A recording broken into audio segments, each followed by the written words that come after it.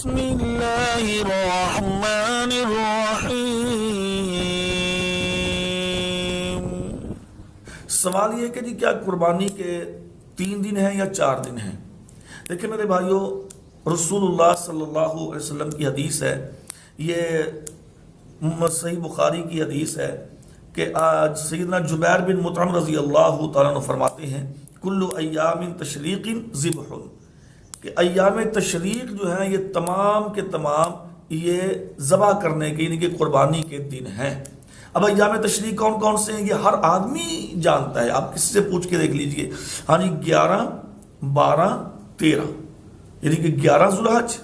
اور 12 ذوالحج اور 13 ذوالحج، یعنی کہ 11 12 13 کتنے دن بنے؟ 3 دن۔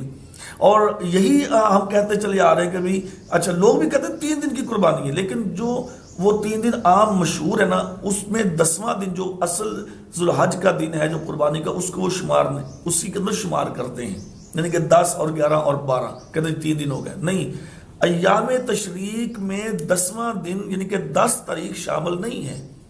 ایام تشریق 11 سے شروع ہوتے ہیں، 11 12 13، تو 10 تاریخ کو تو قربانی لوگ عموماً کرتے ہی کرتے ہیں، یعنی کہ 10 ذوالحج کو عید پڑھی جاتی ہے، قربانی کی جاتی ہے، تو 10 ذوالحج کے بعد 3 دن ہے بھائی، 10 ذوالحج سمیت 3 دن نہیں ہے، 10 ذوالحج کے بعد یعنی کہ 10 تاریخ کے بعد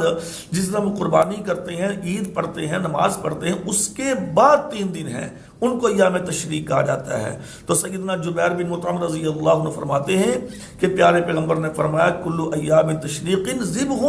کہ تمام ایام تشریق ان میں ذبح کیا جا سکتا ہے، تو لہٰذا اس لحاظ سے قربانی کے 3 دن 10 تاریخ کے بعد ہیں، یعنی کہ یہ پھر بنتے ہیں 10 11 12 اور 13۔